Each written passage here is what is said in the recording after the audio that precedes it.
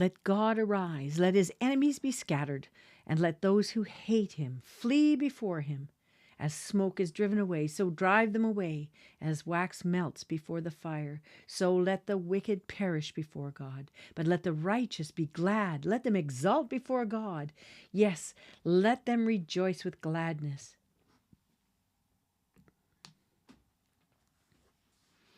He made him who knew no sin to be sin on our behalf, so that we might become the righteousness of God in him.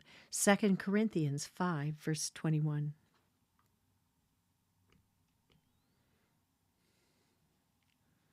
First Samuel chapter 18. Now it came about when he had finished speaking to Saul that the soul of Jonathan was knit to the soul of David, and Jonathan loved him as himself. Saul took him that day and did not let him return to his father's house. Then Jonathan made a covenant with David because he loved him as himself. Jonathan stripped himself of the robe that was on him and gave it to David, with his armor, including his sword and his bow and his belt. So David went out wherever Saul sent him and prospered, and Saul set him over the men of war. And it was pleasing in the sight of all the people, and also in the sight of Saul's servants. It happened, as they were coming, when David returned from killing the Philistine, that the women came out of all the cities of Israel, singing and dancing to meet King Saul, with tambourines, with joy, and with musical instruments. The women sang as they played and said, "Saul has slain his thousands, and David his 10,000s." Then Saul became very angry, for this saying displeased him. And he said, "They've ascribed to David 10,000s, but to me they have ascribed thousands. Now what more can he have but the kingdom?" Saul looked at David with suspicion from that day on. Now it came about on the next day that an evil spirit from God came mightily upon Saul, and he raved in the middle of his house, whilst David was playing the harp with his hand as usual, and a spear was in Saul's hand. Saul hurled the spear, for he thought, "I will pin David to the wall." But David escaped from his presence twice. Now Saul was afraid of David, for the Lord was with him, but had departed from Saul. Therefore Saul removed him from his presence, and appointed him as his commander of 1,000, and he went out and came in before the people. David was prospering in all his ways, for the Lord was with him. When Saul saw that he was prospering greatly, he dreaded him. But all Israel and Judah loved David, and he went out and came in before them.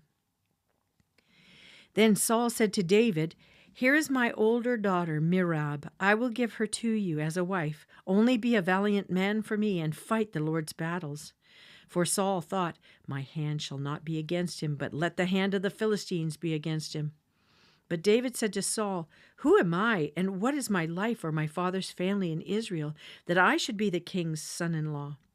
So it came about at the time when Merab, Saul's daughter, should have been given to David, that she was given to Adriel the Maholathite for a wife. Now Michal, Saul's daughter, loved David.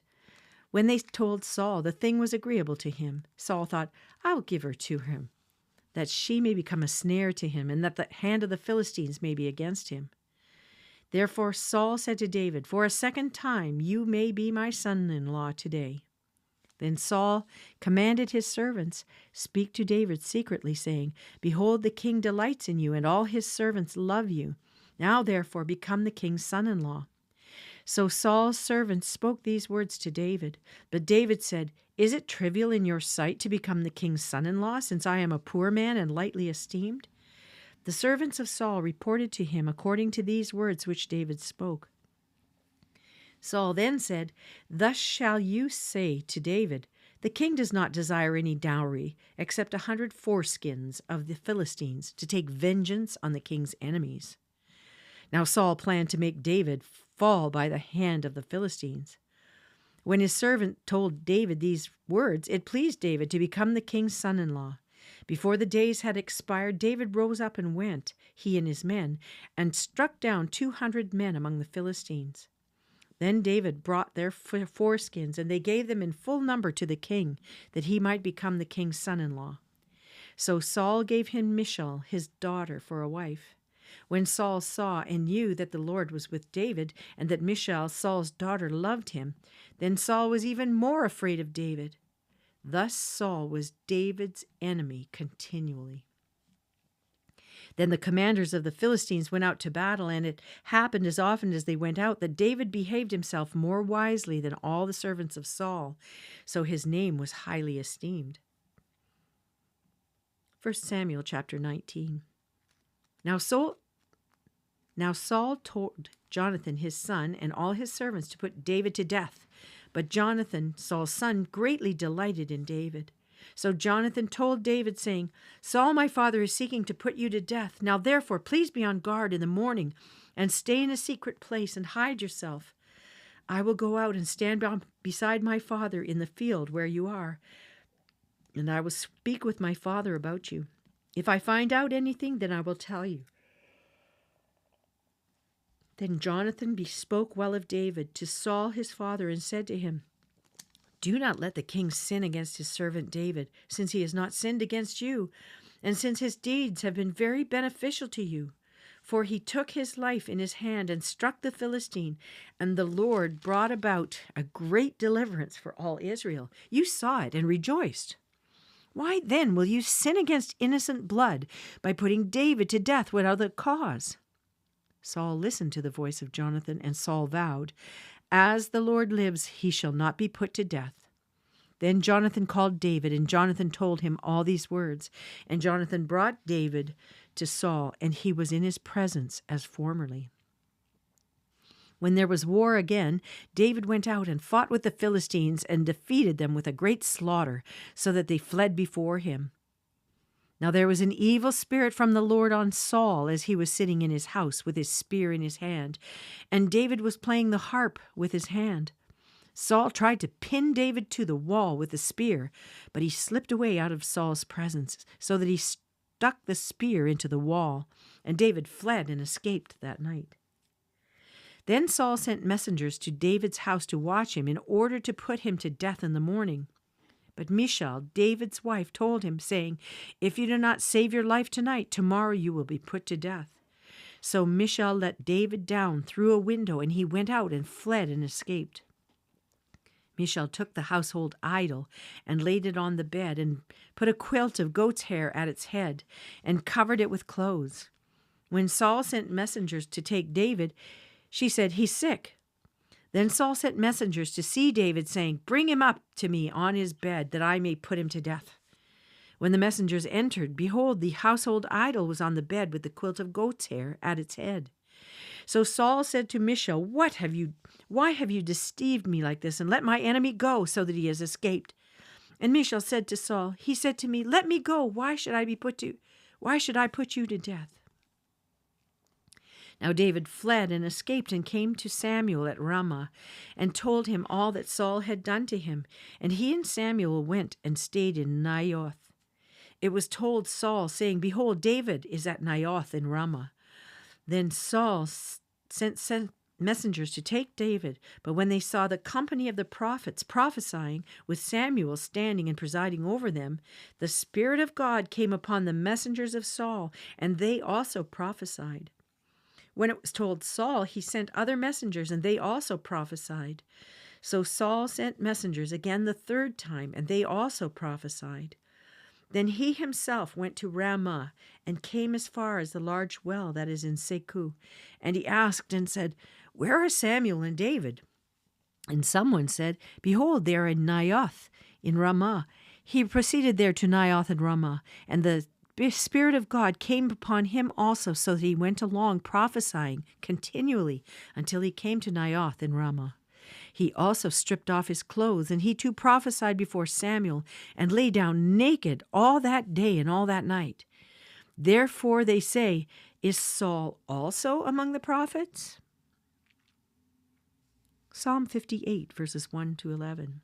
For the choir director, set to Ashtasheth, a miktam of David.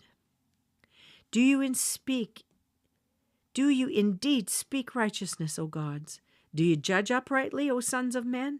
No, in heart you work unrighteousness. On earth you weigh out the violence of your hands.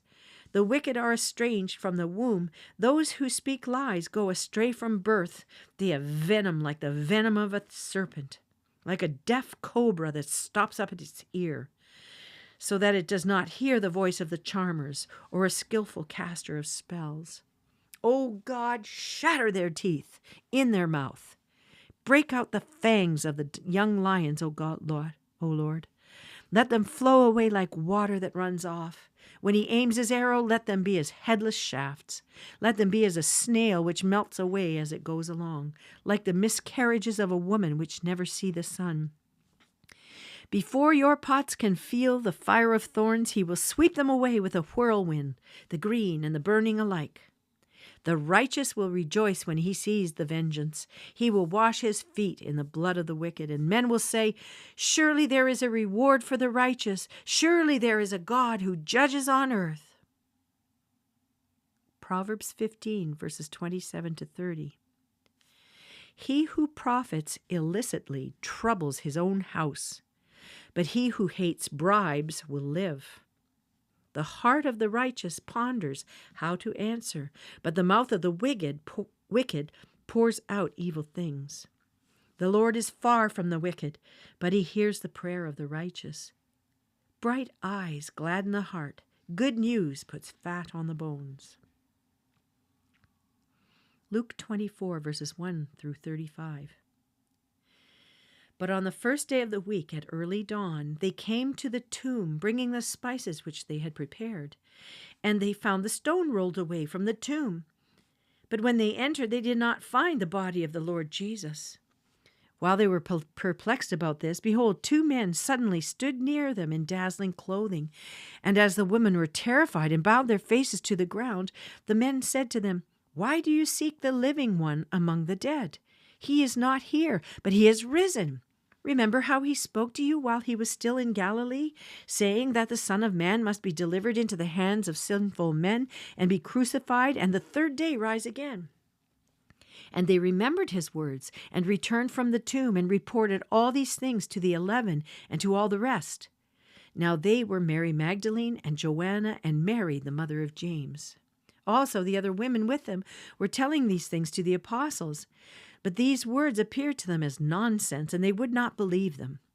But Peter got up and ran to the tomb. Stooping and looking in, he saw the linen wrappings only, and he went away to his home, marveling at what had happened. And behold, two of them were going that very day to a village named Emmaus, which was about 7 miles from Jerusalem. And they were talking with each other about all these things which had taken place. While they were talking and discussing, Jesus himself approached and began traveling with them, but their eyes were prevented from recognizing him. And he said to them, what are these words that you're exchanging with one another as you're walking? And they stood still, looking sad. One of them, named Cleopas, answered and said to him, are you the only one visiting Jerusalem and unaware of the things which have happened here in these days? And he said to them, what things? And they said to him, the things about Jesus the Nazarene, who was a prophet, mighty in deed and word in the sight of God and all the people, and how the chief priests and our rulers delivered him to the sentence of death and crucified him. But we were hoping that it was he who was going to redeem Israel. Indeed, besides all this, it's the third day since these things happened. But also some women among us amazed us.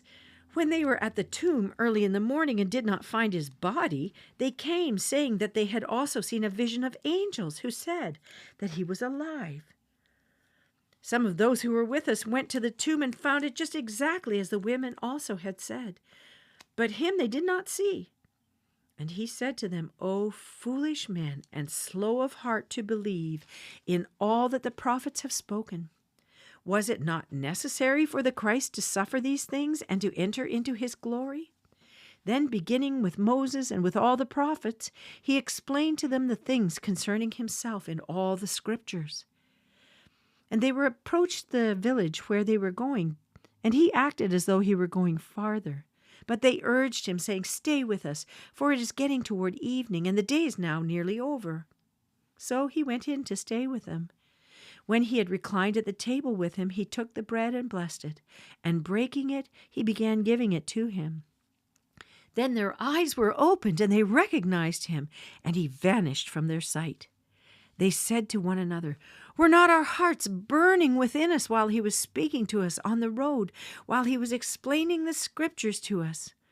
And they got up that very hour and returned to Jerusalem, and found gathered together the 11 and those who were with them, saying, "The Lord has really risen and has appeared to Simon."